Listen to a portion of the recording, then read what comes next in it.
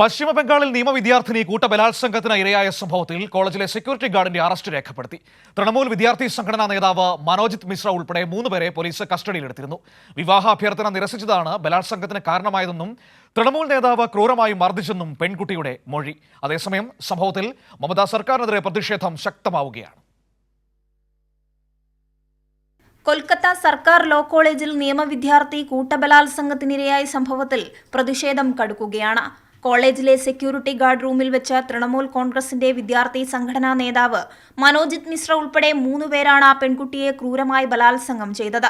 വിവാഹ അഭ്യർത്ഥന നിരസിച്ചതാണ് കാരണമെന്നും ഹോക്കി സ്റ്റിക്ക് ഉപയോഗിച്ച തൃണമൂൽ നേതാവ് ക്രൂരമായി മർദ്ദിച്ചെന്നും പെൺകുട്ടി പോലീസിൽ മൊഴി നൽകി. വൈദ്യപരിശോധനയിൽ സ്വകാര്യ ഭാഗങ്ങളിൽ മുറിവേറ്റതായി കണ്ടെത്തിയത് പെൺകുട്ടിയുടെ ആരോപണങ്ങൾ ശരിവെക്കുന്നു. സംഭവത്തിൽ സെക്യൂരിറ്റി ഗാർഡിനെയും പോലീസ് അറസ്റ്റ് ചെയ്തിട്ടുണ്ട്.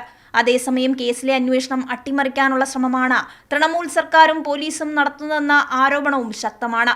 സംഭവത്തിൽ മുഖ്യമന്ത്രി മമതാ ബാനർജി ഇതുവരെയും പ്രതികരിക്കുവാൻ തയ്യാറായിട്ടില്ല. ആർജിക്കർ മെഡിക്കൽ കോളേജിൽ ജൂനിയർ ഡോക്ടർ ബലാത്സംഗം ചെയ്തു കൊല്ലപ്പെട്ട സംഭവത്തിൽ മമതയ്ക്കെതിരെ രാജ്യവ്യാപക പ്രതിഷേധം ഉയർന്ന 6 മാസം പിന്നിടുമ്പോഴാണ് സമാന സംഭവം ആവർത്തിക്കുന്നത്. സംസ്ഥാനത്ത് സ്ത്രീകളുടെ സുരക്ഷ പൂർണ്ണമായും തകർന്നെന്ന വിമർശനവും ശക്തമാണ്.